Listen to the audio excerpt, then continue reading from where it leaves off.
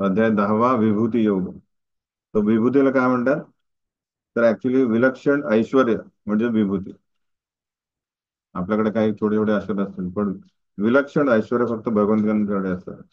म्हणून म्हटलंय की श्री भगवंतांचे ऐश्वर्य या 10व्या अध्यायामध्ये काही आपल्याला दिसते. तर श्री भगवान वाच, भगवंत म्हणतात की भूय एव महाबाहो शृणु मे परमं वचः यत्तेहं प्रीयमाणाय वक्ष्यामि हितकाम्यया.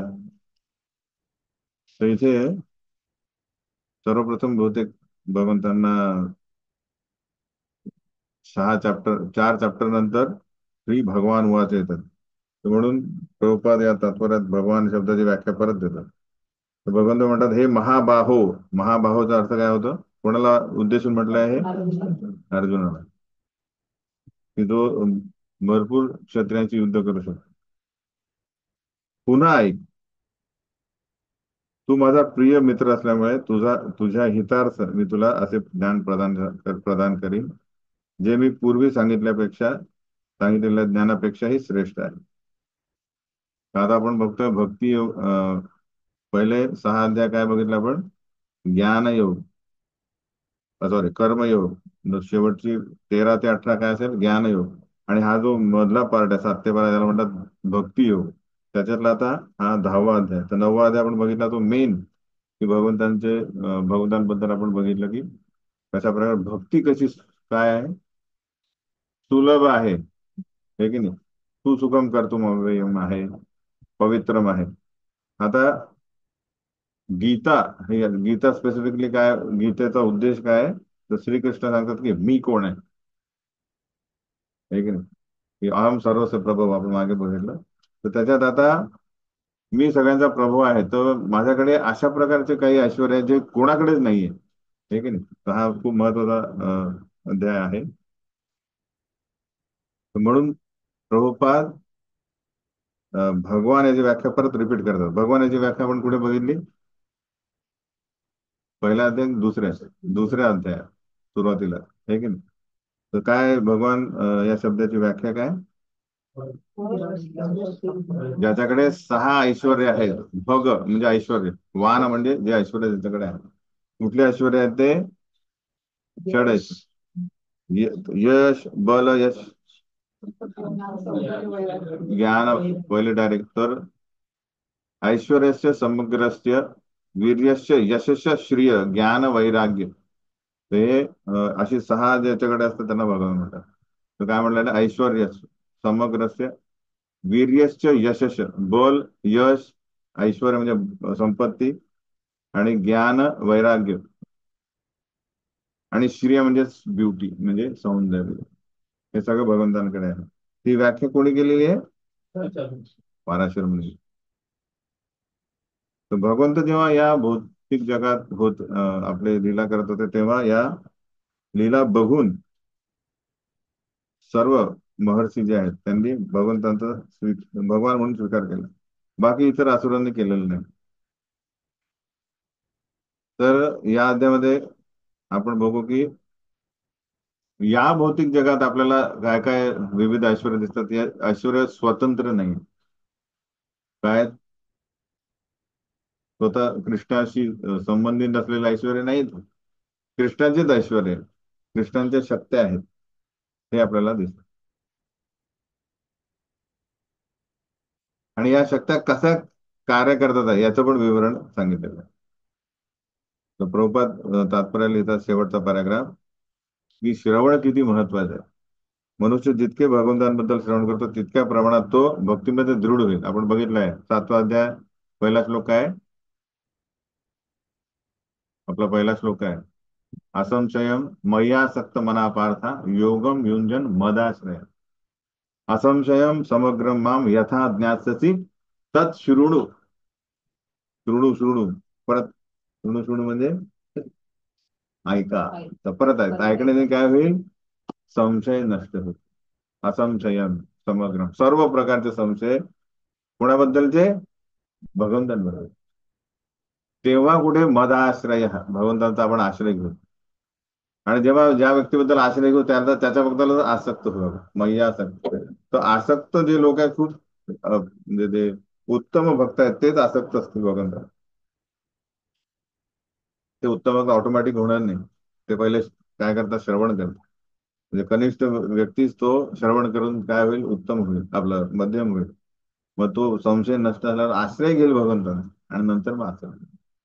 म्हणून जितक्या प्रमाणात आपण श्रवण करू तेवढं आपल्याला शुद्धीकरण होईल, आणि भक्तीमध्ये दृढ होईल. दृढ म्हणजे की आता मी वाट बघणार नाही की ठीक आहे अजून होत राहू दे, अजून 10,000 जन्म घेतले तरी काय फरक पडतंय. आता नाही गेलं, गोलोक वृंदावन जाणे खूप आवश्यक आहे. आणि मनुष्य जन्म हा नंतर मिळेलच नाही, मिळाला तरी कुठल्या परिस्थितीत आपण तो माहित नाही. म्हणून त्वरित दृढ 24 तास जो आहे भक्तीमध्ये दृढ होणे, त्याच्यासाठी संशय जाणे आवश्यक. त्यासाठी भरपूर मात्रामध्ये श्रवण करणे आवश्यक. तर हे ज्ञान जे आहे हे भगवंत कोणाला देत आहे, अर्जुनाला का देतात आहे? कारण तो त्यांचा प्रिय मित्र आहे. तर हे असुर समजू शकत नाही, ते ऐकणारच नाही. हे बघा, असुर इन द सेन्स की त्यांचे, ज्यांनी व्यवस्थितपणे संघ केला नाही, ज्यांची भक्ती दृढ नाहीये, ते कुठल्याही प्रकारे सत्संगात जास्त काळ टिकू शकत नाही. एवढे चलो बाहेर बहुत वगैरे, लेकिन कारण ते दृढ नाही झालेले. तर काय सुरुवातीपासून तर ज्ञान काय आहे, न मे विदु सुरगणा प्रभवम न महर्षय अहम आदिर्ही देवाना महर्षीणाम तर सर्वच्या. तर खूपदा लोकांचे काय असतात, डाऊट्स असतात, संशय असतात की अरे, इतर जे देवता आहेत ते काय आहेत? म्हणजे सगळे समान आहेत. काय म्हणतात, ते सब भगवान आहे. आणि इतर जे पण इंद्र चंद्र सूर्य आणि भगवान श्रीकृष्ण विष्णू सगळे एकच आहे. म्हणजे भगवान के अनेक रूप आहे असं म्हणतात. काय म्हणतात ते, हे भगवान के अलग न रूप. तसं आहे का? तसं नाहीये. आणि जे ऋषी मुनी आहेत ते पण त्यांच्यासारखे ज्ञानी आहे का? तर भगवंत तेच सांगतात की अहम आदिर ही देवानाम अँड ऋषी, म्हणजे सगळ्यांचा आधी मी आहे. ते माझ्याकडून ते निर्माण झालेले, त्यामुळे ते मला जाणू शकत नाही. माझी उत्पत्ती आणि ऐश्वर हे इव्हन त्यांनाही समजत नाही, कारण त्यांची उत्पत्ती माझ्यातून त्यांच्यातून झालेली.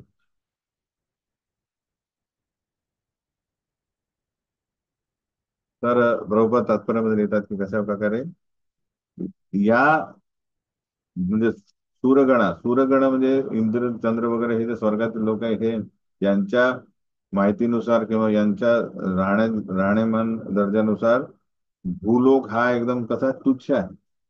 इन द सेन्स, भूलोकातील व्यक्ती जे ज्या इच्छा करतील, ज्या अरे माझी ही इच्छा प्राप्त आहे, ती त्यांच्यासाठी क्षुल्लक वाटते, आहे की नाही. जसं लहान मुलगा म्हणेल मला तुला 500 रुपये दिले तर काय करशील, तो अशा प्रकारे इच्छा सांगेल की वरिष्ठ व्यक्ती त्याचे ते हसतील. त्याच प्रकारे राहणीमान आणि सुखाचा दर्जा हा त्यांच्यात फरक आहे. तर इवन हे लोक ही साधारण प्रकारच्या इंद्रिय तृप्तीला बळी पडत नाही, किंवा त्यांचं ज्ञान खूप प्रगत आहे, तेही भगवंतांना पूर्णपणे जाणू शकत नाही. आणि या भौतिक जगातील तथाकथित विद्वान ते म्हणतात आम्ही जाणतो. हम लोग जानतो. तर ते कसे काय जाणू शकतात? कारण जसं प्रभुपाद एकदा अं, एका प्रोफेसरला भेटलो.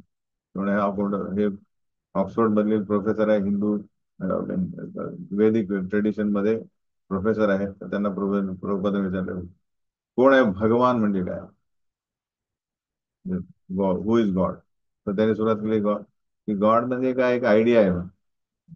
प्रभुपादाने त्याला झापायला सुरुवात केली की अरे तू भारतीय संस्कृतीला काय करतोय, तिथे तू प्रदर्शित करतोय. तू मुख्य असा माणूस आहे की तू तू जे सांगशील ते सगळ्यांना काय वाटणार आहे, ब्रीद वाक्य वाटणार की भाऊ हेच असं आहे, तुलाच माहित नाहीये. तो अर्धा तास त्यांना त्यांना किती महत्वाचं आहे हे जाणणं, आहे की नाही. आणि तो तथाकथित काय, तो ऑक्सफोर्डचा स्कॉलर आहे, त्यालाच माहित नाही भगवान गॉड कोण आहे.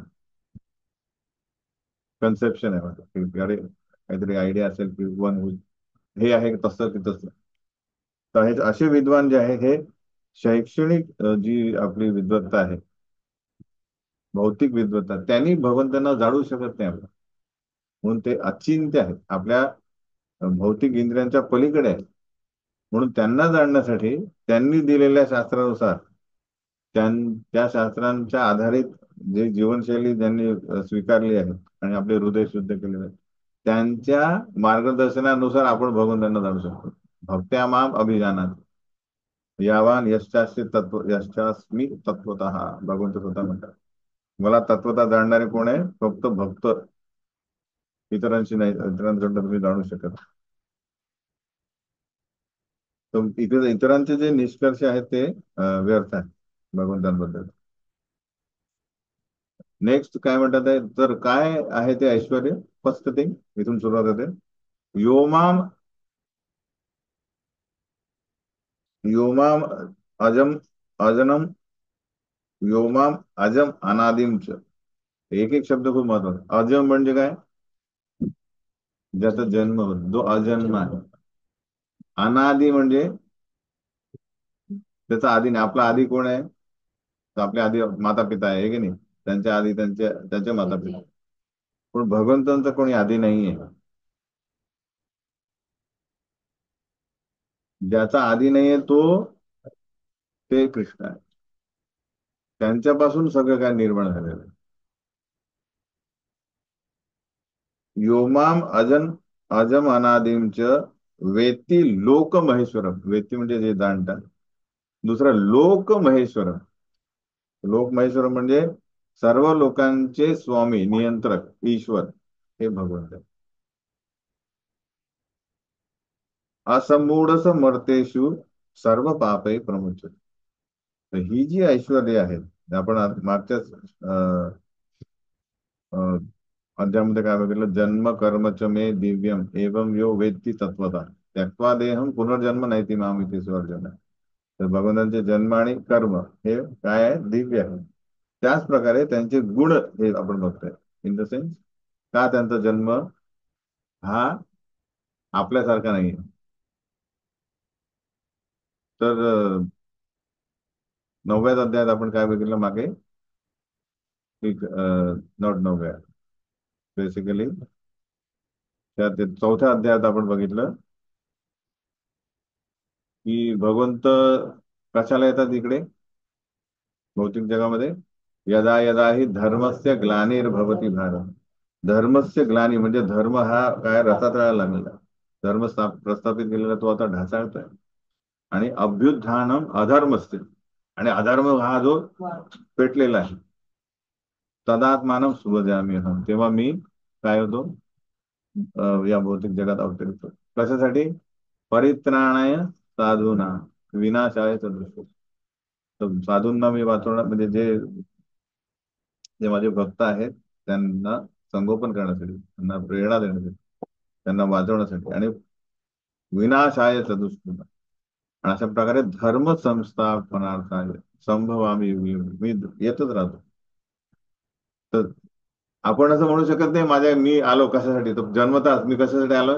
या जगाचा उद्धार करण्यासाठी. असं कोणी म्हणू शकतं का? स्वतःचा उद्धार केला बस झाला, है की नाही? तर हे त्यांचे कर्म आहे. आपले कर्म आणि त्यांचे कर्म वेगळे. व्हॉट अबाउट जन्म? आपण आताच बघितलं की ते अजन्म आहे.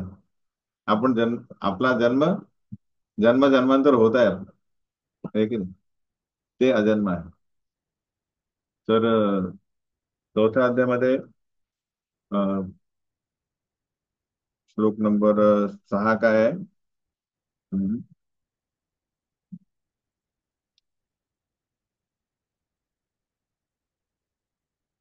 4.6. अजोपी सन अव्यय आत्मा. अज परत आला काय? कृष्ण तिथून सुरुवात करतात पूर्ण गीतेवर, तेच सांगतात मी कोण आहे. अजोपी सन अव्यय आत्मा. तर इथे अव्यय आत्मा नाहीये. आपल्या सगळ्यांचा व्यय होत आहे शरीराचा, हो की नाही? सगळे आपण वर्षानुवर्ष युवा होतोय की वृद्ध होतोय? काय होतंय? शक्ती वाढते की घटते? स्मृती वाढते की घटते? काल मागच्या अध्यायात काय झालं आपल्याला लक्षात नाही, आपल्याला बघावं लागतंय, हे की नाही? काय आहे कारण? ततश्च अनुदिनं धर्मं सत्यम शौचम शौचम क्षमा दया कालेन बलिना राजन नेंक्षती आयु बलस्मृती. हा काळ कलियुगाचा आणि काळाचा प्रभाव काय आहे की ततश्च अनुदिनम धर्म. तो अनुदिनम म्हणजे प्रत्येक दिवस जसा जातोय ना, कॅलेंडर जानेवारी फरवरी मार्च, त्यातला एक एक दिवस काय होत आहे. सत्यम, सत्य, शौचम, क्लिनलीनेस, क्षमा, दया. लोकांना विसरू शकत नाही म्हणजे यांनी मला धक्का दिला जे काय, दया नाहीये लोकांकडे, मांस खातात मारून. आणि आयु बल स्मृती, आयु घटते. पहिले 100-200 वर्ष जगायचे, आता बल नाही राहिलंय. थोडं उचललं की काय होतं, फ्रॅक्चर होतात लोकांचे. आज उचललं की अरे बॅग आहे. स्मृती, काही लेखन लिहून ठेवलं तरी लक्षात नाही राहत की अरे काल हे याचं तिकडे आहे. तर हे काय होतं नेंक्षती, म्हणजे हळूवार, कमी कमी कमी कमी कमी ढाचा. तर हे आहे व्यय, याला म्हणतात व्यय. पण भगवंत काय अव्ययम, अजोपी सन अव्ययात्मा, भूतानाम ईश्वरोपी सन. इथे लोक महेश्वर म्हटलंय सगळ्या लोकांचे काय, स्वामी आणि नियंत्रक. आणि तिथे पण भगवंत काय म्हणतात आहे भूतानाम ईश्वरोपी सन. त्याचे भूत म्हणजे फक्त आपले भूलोकातील नाही, सर्व जीव, ब्रह्मांडातील सगळ्यांचे काय आहेत ते ईश्वर. आपण कोणीच म्हणू शकत नाही मी ईश्वर आहे. कोणात आपला छोटासा हे असेल घर, त्याच्यात ईश्वर आहे, पण पूर्ण याचं नाही. प्रकृतीम स्वाम अधिष्ठाय संभवामी युगे युगे, सॉरी, संभवामी आत्ममाया. हा तिसरा खूप महत्वाचा हे आहे की भगवंतांना कोणी फोर्स नाही करत, तुम्हाला यावंच लागेल. आपल्याला फोर्स करते प्रकृती. जसा जेलमध्ये कैद्याला टाकतात, त्याला आमंत्रण देत नाही किंवा हार नाही घालत की आई आहे आपको, त्याला मारत मारत ढकलून देतात, हे की नाही. तसं आपलं आहे. कुठल्याही योनीमध्ये आपल्याला शरीर मध्ये मिळतं तेव्हा काय असं फेकला जातं. कुठल्या प्रक्षेपात्मिका शक्ती आहे. भगवंतांच्या कुठल्या दोन शक्ती आहेत, आवरणात्मिका आणि प्रक्षेपात्मिका. तर एखादा जीव याला डुकराचा समजा योनी मिळणार आहे, तर तो कधीच जाणार नाही त्याच्यात, हे की नाही. पण त्याला फेकल्या जातं. प्रक्षेपात्मिका म्हणजे प्रक्षेप म्हटलं असं, फेकून दिलं जातं. पण तिथे त्याला मायेमध्ये राहायचं आहे, तर म्हणून काय करतात, त्याला माया काय करते, आवरणात्मिका शक्ती. आवरण टाकलं तर काय होतं, तोंडमय राजा म्हणतो. कुठलाही जीव कुठल्याही शरीरात असला, तुला काय वाटतं मी बेस्ट आहे, वाटतं की नाही सगळ्यांना. सगळे जे जीव आहेत त्या सगळ्यांना काय वाटतं मीच आहे पण. त्याला म्हणतात आवरणात्मिका. म्हणून कोणालाही दास बनायचं नाही. कोणेल म्हणा तुम्ही तुमचं नाव दास, तुमचं दास नाही बॉस. कारण काय, आवरणात मी वाटते. नाही तर तुम्ही इथे राहू शकणार नाही. तुम्ही म्हणणार मी दास आहे म्हणजे भगवंतांसोबत राहणार. इथे कशाला राहणार, मुझे सब चाहिए भोग करने के लिए. तर पण भगवंत हे आत्ममायया. आता तारीख आहे 17-16. काल कोण आलं होते आपल्या मुंबईमध्ये, पंतप्रधान मोदीजी, हे की नाही. ते कसे आले, त्यांच्यासाठी काय हे दिलं का की तुझ्या अरे तुमचा ट्रॅफिक जाम असेल 2 तास वाट बघावं लागेल असं म्हणतील का त्यांना. सगळे ट्रॅफिक थांबवलं जाईल त्यांची गाडी जाण्यासाठी. कारण ते आत्ममाया आहे. म्हणजे त्यांचं ते या भौतिक जगामध्ये त्यांची इंडियामध्ये पंतप्रधान आहेत ते, हे की नाही. त्याप्रमाणे भगवंत काय येतात, अंतरंगा शक्तीने येतात, स्व इच्छेने. त्यामुळे आपण आपले जन्म आणि कर्म त्यांच्यापेक्षा वेगळे आहेत. दिव्य आपण नाही, ते दिव्य. ओके, तर इथे भगवंत म्हणतात आहे की जो हे जाणतो सर्व पापे प्रमुच्यते. जो हे जाणतो त्याचे काय झालेले आहे, सर्व पापातून त्याची मुक्तता आहे. एवढं सिंपल आहे.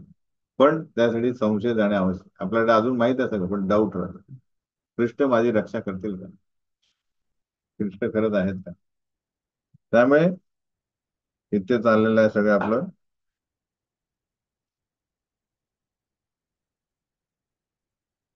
तर म्हणून प्रभुपाद तात्पर्य देतात की असा व्यक्ती मनुष्याणां सहस्रेषु, हजारो मधनं एखादा मिळेल जो हे हा हे जाणण्याचा प्रयत्न करेल. कश्चित यतती सिद्ध आहे. आणि जो सिद्धानामी, तर या सिद्धानामधनं पण एखादा कश्चिन माम व्यक्ती तत्व, एखादा व्यक्ती तो मला तत्वत जाणे, म्हणजे किती, जो पापात सर्व पापातून मुक्त होणारा एखादाच असतो. कारण त्याचे संशय पुढे पुढे काय झालेले आहे, नष्ट झालेले असतात. आता इथे लिहिलेलं आहे की भगवान योमा अजम, भगवंत काय म्हणतात, मी जन्मले नाही. पण आपण बघितलं ते तर देवकडे वसुदेवचे पुत्र म्हणून आले. मग कसं काय म्हणतात ते अजन्म आहे? महाराज आहे. हम्म? हा? प्रकट झाले, आपण पण प्रकट होतो की नाही? म्हणजे बर्थडे काय, 1 जानेवारी 10:01 हा प्रकट झाला. काय फरक आहे? काय फरक आहे? हा? भगवंत म्हणतात मी अजन्म आहे अजून. पण ते तर देवकी वसुदेवचे पुत्र आले, कारागृहामध्ये आले की नाही? मग कसे काय म्हणतात? कसं काय तुम्ही लोकांना प्रूफ करा की ते अजन्म आहे, म्हणजे नॉर्मल जन्म नाही जन्म घेतात. ते चतुर्भुज रूप मध्ये आले, कारण कुंडल मुकुट सगळे पितांबर घालून आले, कुंतल केश. तर असं कोणी जन्माला येतं का? हा फरक. तर ते जन्माला आले म्हणजे ते स्वयं मायाने आले. ते तो तसा जन्म नाहीये, ते आधी अनादी आहे ते.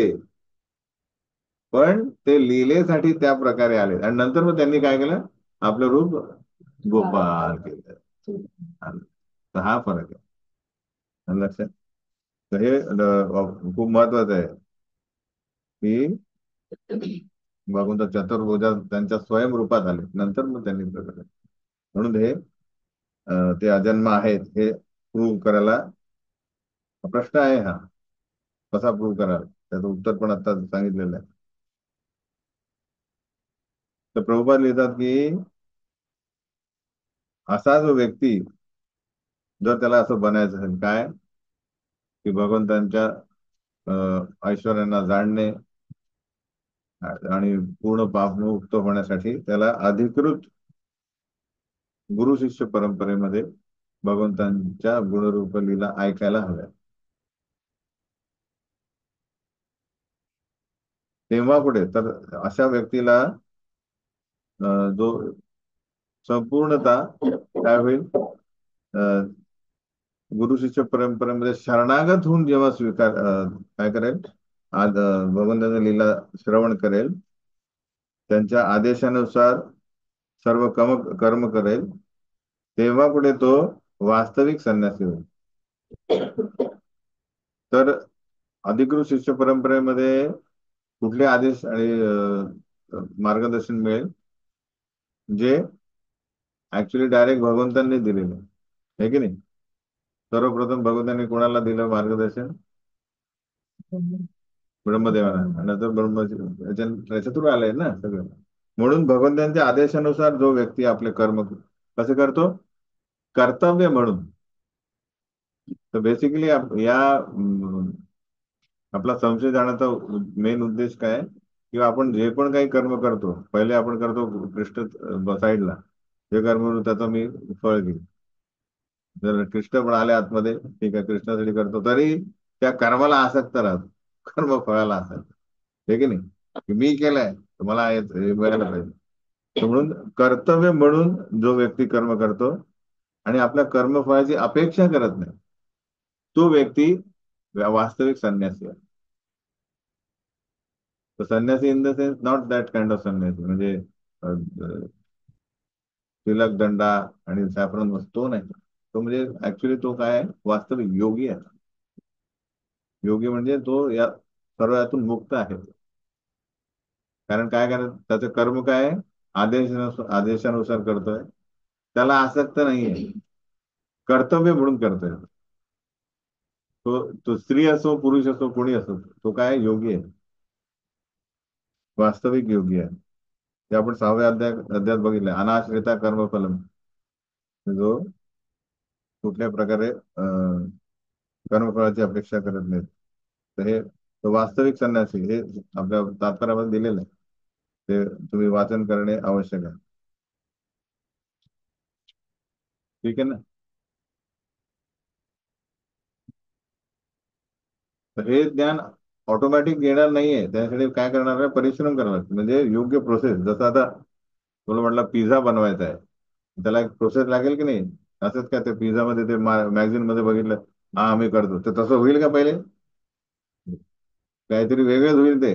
कोणी खाणार नाही ते, कडक होईल काहीतरी. पण काय करायला लागेल, ती प्रोसिजर व्यवस्थित, एकही थोडा उलटा उलटा दिला, त्याच्यात मिठाच्या ऐवजी साखर टाकली तर काय होईल, गडबड होईल. म्हणून त्या प्रकारे एक प्रोसेस आहे, भगवंतांना जाणण्यासाठी ते आवश्यक. तर पुढे भगवंत अं, विविध प्रकारचे गुण या भौतिक जगात जे आहेत, खूप आवश्यक आहेत. अं, त्याची यादी देतात, ते पण माझ्यापासून उत्पन्न झाले. बुद्धिर्ज्ञानम असमोह, क्षमा सत्यम दम क्षमा, सुखम दुःखम भावो भयम च भयमेव च, अहिंसा समता तुष्टिस् तपो दानम यशो यशः, भवन्ति भावा भूतानां मत्त एव पृथग्विधा.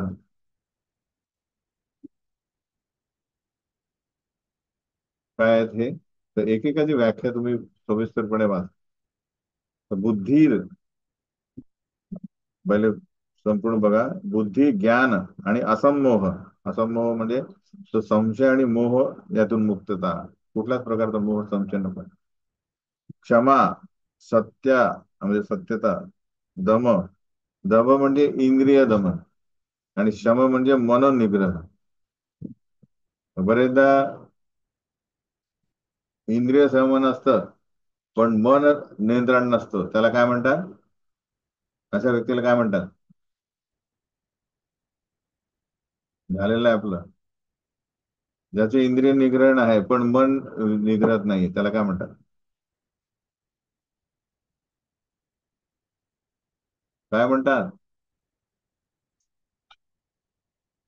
ऑनलाईन वाले.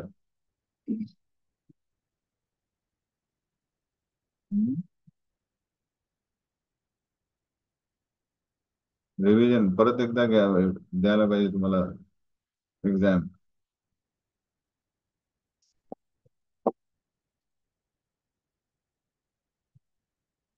मन मन इंद्रिय सगळे काय करतो तो, नियंत्रित करतोय, पण मन फेरावारा फिरताय. मिथ्याचारस उच्चते, मिथ्याचारी. पहिल्यांदा ऐकलाय का हा शब्द? ऐकलाय ना. तर त्या प्रकारे नको.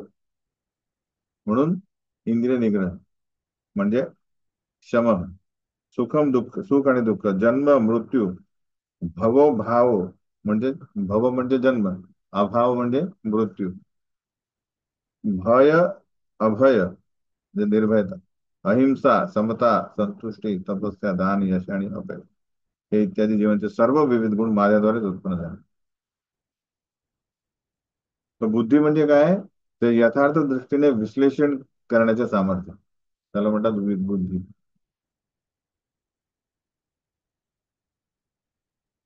ज्ञान म्हणजे चेतन आणि जड पदार्थ दोघांचे वस्तुता, या दोघांना वस्तुता जाणणे. सध्या शैक्षणिक आपल्या कॉलेजमध्ये मध्ये काय शिकवतात, फक्त जड पदार्थ, इवन बॉडी किंवा बॉडीला लागणारे, शरीराला लागणारे सर्व सोयींना कसं काय आपण मॅन्युफॅक्चर करू शकतो, बस तेवढं. आत्म्याबद्दल कोणाकडे ज्ञान नाही. पण ते ज्ञान नाही आहे, त्याला ज्ञान नाही म्हणत. ज्ञान म्हणजे चेतन आणि जड पदार्थ दोघांनाही वस्तुता जाणणे. असमोह म्हणजे जो मनुष्य द्विधा अवस्थेमध्ये नसतो. द्विधावस्था म्हणजे संशय आणि मोह. तर या दोघांमध्ये तो दोघातून मुक्त असतो.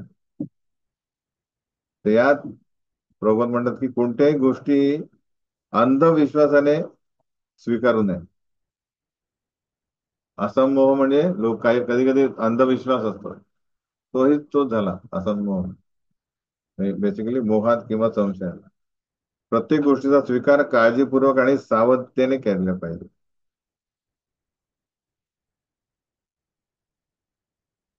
क्षमा म्हणजे मनुष्याने सहनशील असले पाहिजे. सहनशीलचा अर्थ की इतरांच्या लहान सहान अपराधांना क्षमा केले पाहिजे. जर आपण दुसऱ्यांना क्षमा केलं नाही तर आपण भगवंतांकडे क्षमेची याचना करणे मूर्खपणा आहे. हे की नाही? आपल्याला भगवंत सिरियस घेणार नाही. तर डायरेक्ट मला क्षमा मागतो आणि स्वतः स्वतः तू काय करताय दुसऱ्यांना क्षमा करत आहे, तसं होणार नाही. म्हणून छोट्या मोठ्या गोष्टीत क्षमा करा. सत्यम, तर सत्यम बद्दल भगवंत प्रभुपाद लिहितात की सत्य स्पष्ट आणि उघडपणे बोलावे, जेणेकरून इतरांना वस्तुस्थिती कळू नये. तथ्यांचे विकृतीकरण करू नये. कधी कधी सत्य जरी कटू असेल तरी सत्य बोलण्यापासून परावृत्त होऊ नये. ही सत्यतेची व्याख्या. इंद्रिय निग्रह. इंद्रिय निग्रहाची व्याख्या काय केलेली आहे की अनावश्यक वैयक्तिक इंद्रिय उपभोगा करता इंद्रियांचा उपयोग न करणे. इन द सेन्स, तर इंद्रियांच्या आवश्यक व योग्य करता पुरवण्यास कोणताही निर्बंध नाहीये, परंतु अनावश्यक इंद्रिय उपभोग हा आध्यात्मिक प्रगती करता हानिकारक आहे.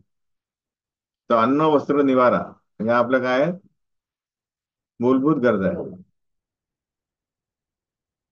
पण आमचा थाट, थाट, मराठीत थाट माहिती आहे की नाही? थाट हा अनावश्यक.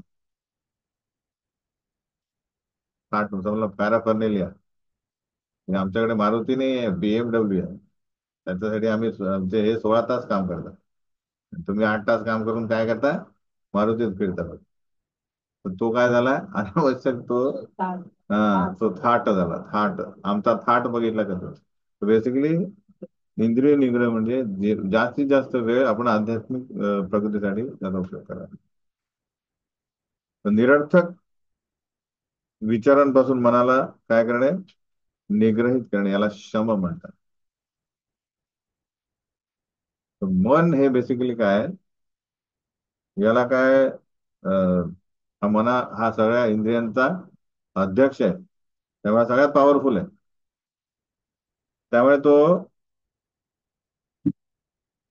बुद्धीलाही घेऊन जातो कुठे? पिकनिकला. त्याला कंट्रोल करणे खूप महत्वाचं आहे. शास्त्रीय ज्ञानाद्वारे आपण आपली बुद्धी प्रबळ केली पाहिजे की मनालाही आपण काय करायला पाहिजे? आपल्या वशमध्ये करायला पाहिजे. शम, तर निरर्थक विचारांपासून म्हणजे जोपर्यंत आपण आपल्या आध्यात्मिक प्रगतीसाठी प्रचार करत नसू तर आपण ऑटोमॅटिकली काय करतो? निरर्थक विचार करतो. प्रभुपाद काय लिहितात? धन धनार्जनाची चिंता करण्यात मनुष्याने आपला वेळ दवडू नये. मॅक्सिमम लोक म्हणजे मॅक्सिमम या कलियुगातील लोक काय करतात? तेच प्लॅनिंग करतात. पैसा कितना इन्वेस्ट किया, कितना आया, सॉर्ट ऑफ. विचारशक्ती ही कशी डेव्हलप होते, विकसित होते? शास्त्र पारंगत अधिकृत व्यक्ती, साधू संत, आध्यात्मिक गुरु आणि ज्यांची विचारशक्ती अत्यंत विकसित आहे त्यांच्या सत्संगामध्ये ती विकसित होते. ऑटोमॅटिक नाही. म्हणून जेवढा यांचा सत्संग करू आपण तेवढा काय होईल? आपल्याला त्याबद्दल आसक्ती होऊन त्याच्यात आपण आपली विचारशक्ती काय होईल? विकसित होईल. नाहीतर भौतिकवादी होईल विचार सगळं त्या ज्याचा संघ तसं तो आपले विचारशक्ती. सुख म्हणजे आध्यात्मिक ज्ञानाचे अनुशीलन करण्यातच मनुष्याने सुख मानले पाहिजे. तर बेसिकली सुख दुःख काय आहे की जाणणे की आपण शरीर नाही आत्मा आहे.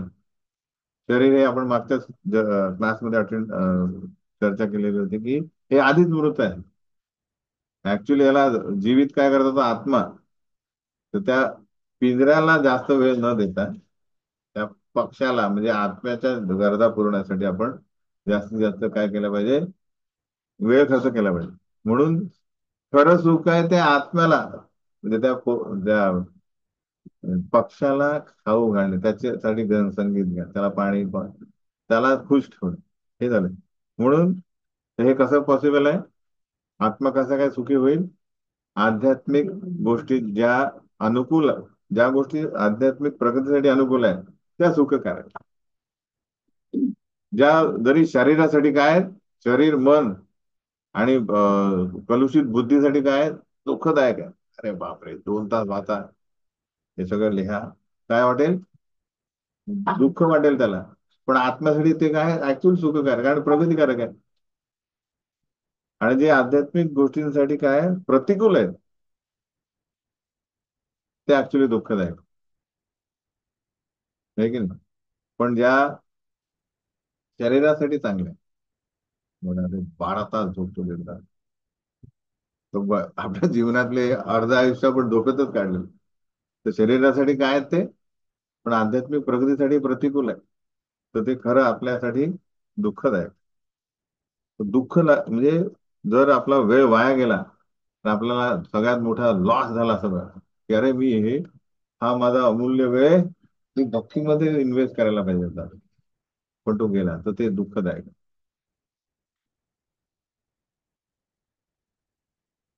लोक बरेच जण नाईट आउट काढतात, कोणी काही नाही, कारण ते काय चालू राहतं त्यांचं. ते काय नाईट आउट काहीतरी सगळे आहे ना, तर तो वेळ किती वाया जातो. भव किंवा जन्म हा बरोबर लिहिलं, देहाशी संबंध आहे. कारण आत्मा अमर आहे. आत्म्याला जन्म नाही ना मृत्यू नाही. न जायते म्रियते वा कदाचित, नायम भूत्वा भविता न भूयः. तर हा भव कोणाशी संबंधित आहे? शरीराशी. देह जन्म घेतो, देह मृत होतो, तर हे जाणणे आवश्यक. म्हणून भविष्य काळाबद्दल चिंता करू नये, कारण त्यांनी काय होईल, नेक्स्ट भय निर्माण होईल. भय कशाला होते? अरे भविष्यात माझ्याकडे पैसे राहतील का, माझे मित्र राहतील का, माझे नातेवाईक राहतील का, जे काय असेल ते. हे काय लागलं भय भविष्यात जे आलं नाही. कृष्ण भावनाभावित मनुष्याला मुळीच भय नसतं. कारण काय, त्याला आधीच माहिती आहे की माझे कार्य जे आहेत हे अशा प्रकारे आहेत जी मी नेहाभिक्रमण सुस्ती प्रत्यवायन विद्युत, की माझे ही इन्व्हेस्टमेंट परमनंट आहे, ती कधीच म्हणजे हिसकावून घेतल्या जाणार नाही. जी काही प्रगती ती शाश्वत आहे, भगवंत म्हणतात. जेव्हा तुम्ही नेक्स्ट भक्ती चालू करा तिथून चालू होईल, शून्य नाही होणार. पण जे भौतिकवादी लोक आहेत त्यांची मृत्यूनंतर शून्य, नेक्स्ट याच्यात त्यांच्याकडे काय राहणार. आणि आध्यात्मिक जीवन सुरू झालं नसेल तर तो ऍक्च्युली ते जीवनाला काही अर्थ नाही. ते जीवन काय जनावर, आय मीन द्विपाद पशुसारखं जीवन झालं. धर्मो ही तेशाम अधिको विशेष. तर जो आत्म्याचा धर्म आहे तो त्याने सुरूच केला नाही. फक्त आहार निद्रा भय मैथुन याच्यातच, हे तर प्राण्याचेच आहे, प्राण्याचे गुणधर्म आहे. तर जेव्हा तू सुरू केला तो धर्म काय आत्म्याचा, की विभू श्रीकृष्णांची सेवा सुरू केली, भक्ती मार्ग, तेव्हा कुठे त्याची प्रगती चालू झाली, मनुष्य जीवन चालू झालं. नाही तर तो भयकारक राहील.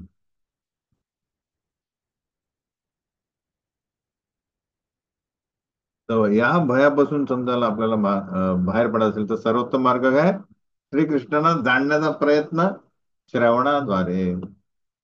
म्हणून प्रश्न काय म्हणतात भगवंत, अरे ऐक तू आता तसंच वागतोय अर्जुन, भयभीत तो शरीराशी तादात्म्य समजतोय आपला आणि भयभीत झाला, अरे त्यांचं काय होईल, भीष्म द्रोण प्रमुखता. म्हणून ते म्हणणार ऐक मी माझ्याबद्दल ते भय चाललं जाईल. नेक्स्ट आहे अहिंसा. तर अहिंसाला काय म्हटलं, की इतरांना दुःखात किंवा भ्रमात लोटणाऱ्याचे काहीही कार्य करू नये. नेक्स्ट खाली लिहितात की ऍक्च्युली अहिंसा काय आहे, ऍक्च्युली हिंसा काय, ही जर व्यक्ती कोणालाही आध्यात्मिक साक्षात्कारासाठी सहाय्य करत नसेल तर ती हिंसा आहे. म्हणून प्रचार करणे तर अहिंसा काय आहे? प्रचार. जर आपण प्रचार करत नाही तर काय करतोय ऍक्च्युली? प्रबोधांच्या तात्पर्यानुसार हिंसा आहे ती. अरे त्यांना आध्यात्मिक प्रगतीसाठी सहाय्य करा की अरे बाबा तू तसं नाहीये, तू मनुष्य आहे. कनेक्ट हो कृष्ण. ज्यायोगे ज्या वर्तनाने सर्वसामान्य लोकांची भावी आध्यात्मिक सुखामध्ये प्रगती होते त्याला अहिंसा म्हणतात. अथवा ती हिंसा आहे. जो कोणी व्यक्तीला श्रीकृष्णांपासून दूर नेतोय तसे वागणे हिंसा आहे.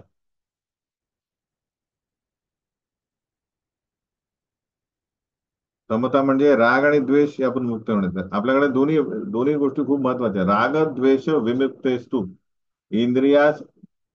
अं, तर राग द्वेष, तर राग आणि द्वेष काय आहेत हे दोन? राग म्हणजे काय? आसक्ती. आणि द्वेष म्हणजे विशिष्ट रूपेने अनासक्ती.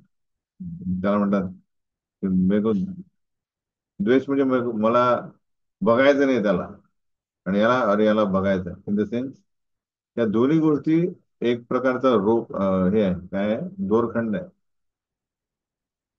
आपण म्हणतो अरे आसक्ती नको, आसक्ती नको, आसक्ती सोबत द्वेषही नको. विषयास इंद्रियेश्वरन तर राग द्वेषो विमुक्तेस्तु विषयान इंद्रियेश्वरन प्रसादे सर्व दुःखाना हानी रसोपजाय. तर प्रसन्न चेतसो ही आशु बुद्धीर पर्यवतिष्ठते. सेकंड काय दुसऱ्या अध्यायात काय बघितलं आपण? राग द्वेष विमुक्तेस्तु विषयान इंद्रियेश्वरन प्रसन्न चेतसो ही आशु. तर जोपर्यंत आपण हे दोन नाही सोडत तोपर्यंत आपण त्या इंद्रियांना पूर्णपणे नियंत्रित केलेलं नाही.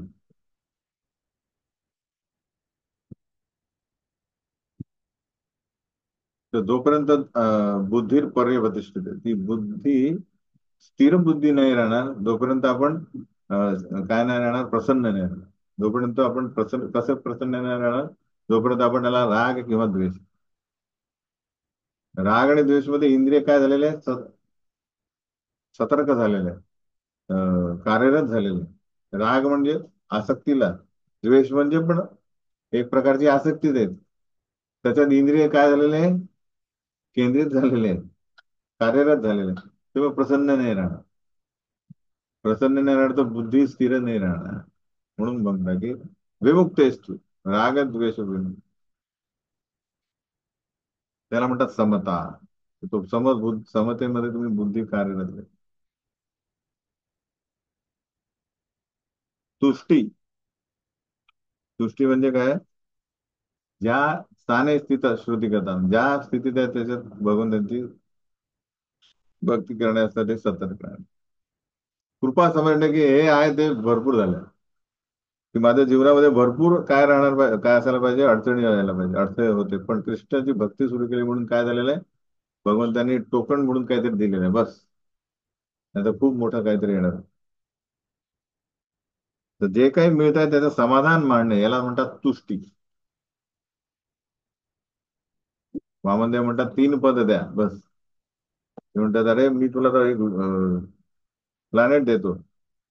ते म्हणतात अरे मी 3 याच्यात संतुष्ट नाही राहिलो तर ते एक पण नाही राहणार, म्हणजे एकच सुखी नाही राहणार. मला वाटतं अरे 2 मधून पाहिजे, दुसरं काय नाही, तिसरं काय नाही. म्हणून नको नको मला 3 पद, आय एम संतुष्ट. भगवंत आपल्या कार्यानेच आपल्याला शिकवतात. तपस म्हणजे ही विविध प्रकारचे जे शारीरिक कष्टप्रद कार्यांना काय करणे? स्वीकारणे. तर आता हिवाळ्यात सकाळी उठून स्नान करणे ते कष्टप्रद आहे, पण ज्याला आध्यात्मिक प्रगती करण्यासाठी उत्सुक आहे तो त्याने ते कष्ट तपस्या म्हणून स्वीकारावे. एकादशी करणे हे सगळं तपश्चर्या आहे.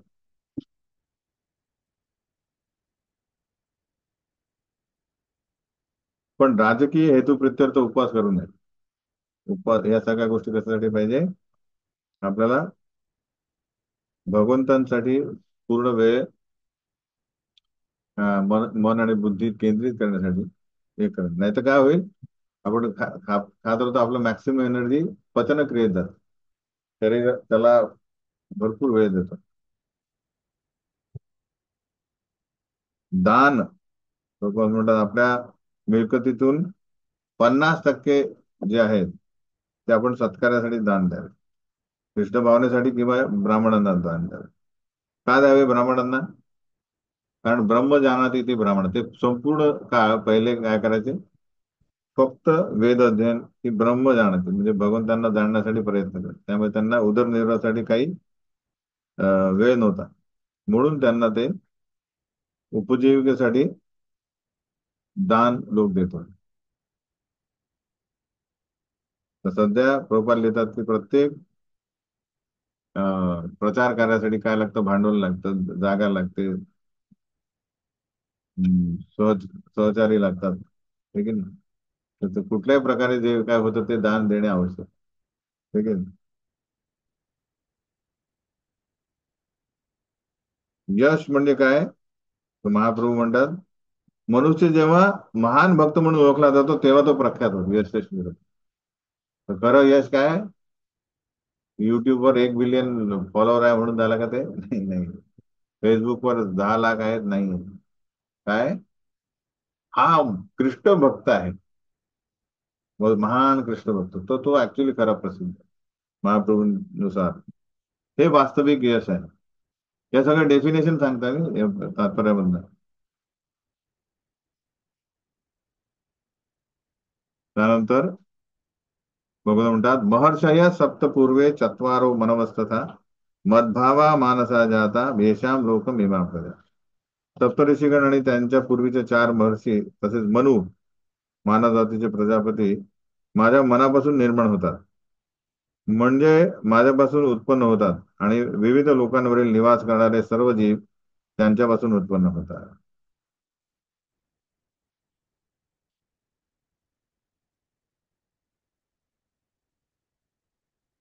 निर्मिती सांगितली आहे, ही सर्व मानव जाती कशी उत्पन्न झाली. म्हणतात ना प्रभुपाद की हे देवता आणि महर्षी हे मला जाणू शकत नाही कारण माझ्यातून निर्माण होतात, अशा प्रकारे होता. पहिले सप्तऋषी आले, पहिले हे अ, चतुष्कुमार आले, नंतर मनु आले, सप्तऋषी आले, आणि त्याच्यानुसार ही सगळी जीव उत्पन्न झाले. इवन ब्रह्माजी, शिवजी, सर्व देवता पण कुठून आले? अशाच प्रकारे तिथूनच आले, भगवंतांतूनच आले. एताम विभूती योगम च मम यो वेत्ती तत्वतः सो अविकल्पेन योगेन युज्यते नात्र संशय. ज्याला या माझ्या ऐश्वर्याची आणि योग शक्तीची वास्तविकपणे खात्री पटते, तो अनन्य भक्ती योगामध्ये तत्पर होतो, यात मुळीच संशय नाही. सेम 7.1. 7.1 काय म्हणतात आहे? मय्यासक्त, तो भक्तीमध्ये तत्पर होतो, आसक्त होतो. कारण काय? त्याला वास्तविकपणे खात्री होते, म्हणजे संशय दूर होता. का? कारण तो श्रवण करतो. त्याशिवाय ही खात्री पटणे शक्य नाही.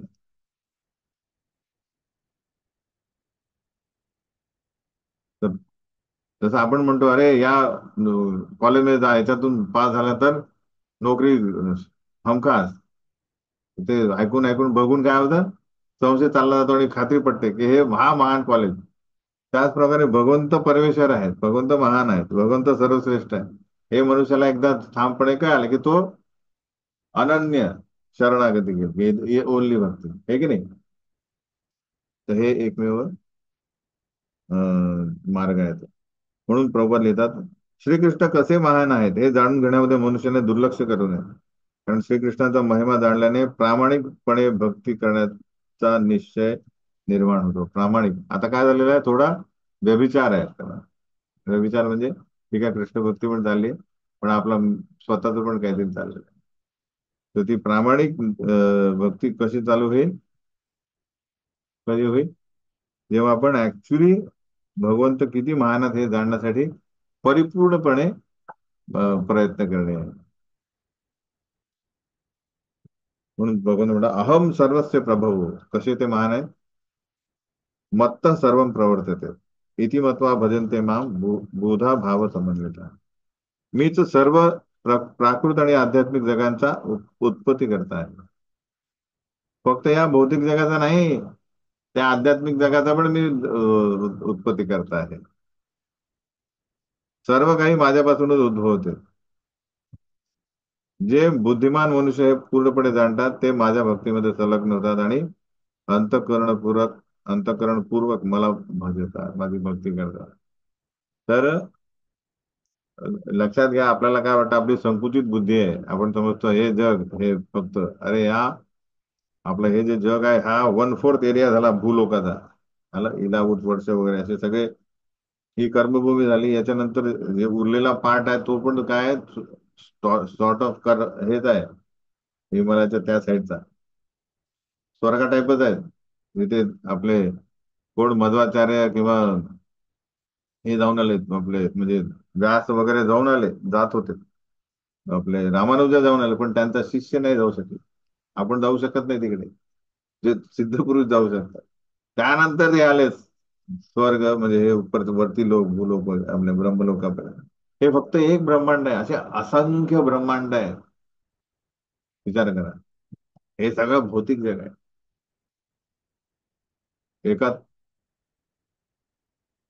त्याला काय म्हणतात, मोहरीची गोणी आहे, मोहरीची पिशवी, पिशवी नाही, 100 किलोची काय मोहरीची गोणी आहे, गोणीला काय म्हणतात, बॅग, ते आहे ना.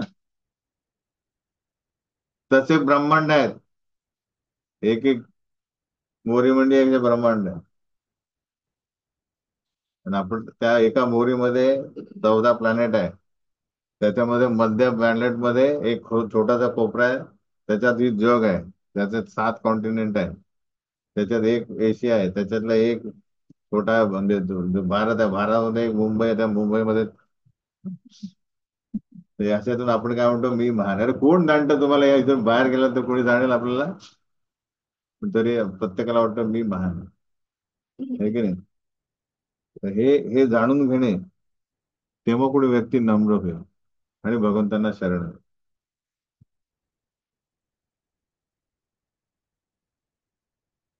तर प्रभुपाद हे आपल्या पूर्ण तात्पर्य देतात, कशा प्रकारे ही जी सृष्टी कशी आहे, हवाडव्य आहे. म्हणजे तुम्ही हे जाणण्याचा प्रयत्न करा आणि मूर्ख न बनता काय हो, काय व्हा, का कृष्णाला सर्वपणे शरणागत व्हा. गोंधळून जाऊ नका. इतर जण या सुंदर सृष्टीचं वर्णन करून आपल्याला गोंधळात टाकते, पण कृष्ण भावनामुळे भक्त त्या गोंधळात नाही जाते.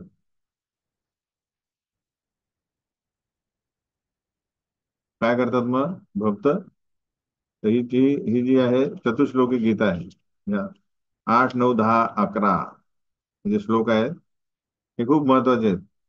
या चतुश्लोकीमध्ये आपल्याला कळेल की कशा प्रकारे भगवंत भगवंत कोण आहे, त्यांचे भक्त काय कोण आहेत, ते कशा प्रकारे कार्य करतात, त्या भक्तांच्या त्रुटी कशा भगवंत पूर्ण करतात, म्हणजे त्यांना सहाय्य करतात. ते फक्त काय पाहिजे भक्ताकडनं, स्वीकार की मी तुमचा आहे. आणि भगवंत म्हणतात मी सगळं काय कार्य करतो, फक्त काय करणार आहे तुम्हाला, त्या स्वाक्षरी त्या पत्रावर तुम्ही खरी स्वाक्षरी करायची, सरेंडर खुद. तो म्हणतो मी तुझा पास करतो मी तुला. हे 4 श्लोकामध्ये आपण बघू. तो पहिले बघितलं आपण की सगळं भगवंतांची शक्ती आहे, तेच उत्पत्ती करताय. मच्चित्ता मद्गता प्राणा बोधयंत परस्परम कथयंतश्च माम नित्यम तुष्यंती च रमंती. तर तात्पर्यामध्ये प्रभुपाद लिहितात कशा प्रकारे इतर लोक भ्रमित होतात, पण माझे भक्त माझा त्यांचा वेळ कसा घालवतात, तर माझे भक्त आपले चित्त माझ्यामध्येच केंद्रित करतात. त्यांचे जीवन माझ्या सेवेमध्ये समर्पित आहे. चित्त भगवंतांमध्ये, सेवा भगवंतांची. आणि मेन आपल्या कलियुगाची काय आहे, म्हणजे आपणची तारी आपणची मारी, आपण उद्धारी आपले, आपल्या वाचेने, टंग जिव्हाने आपण करतो. ते खूप महत्वाचं आहे की एकमेकांमध्ये माझ्याबद्दल कृष्ण म्हणतात चर्चा करण्यामध्ये ते, आणि बोधन करण्यामध्ये अत्यधिक संतोष आणि आनंद प्राप्त करतात. वायफळ चर्चा किंवा प्रजल्पामध्ये नाही. जर भक्तीमध्ये ही व्यक्ती प्रजल्प करत असेल तर तो कनिष्ठ अधिकारी, त्याने अजून जाणलंच नाहीये, त्याने सिरियस घेतलेलं नाहीये भक्ती मार्ग. ठीक आहे ना. आता 8:30 झालेले आहे. तर आपण हा श्लोक पुढे कंटिन्यू करू. हरे कृष्ण. श्रील प्रभुपाद की जय.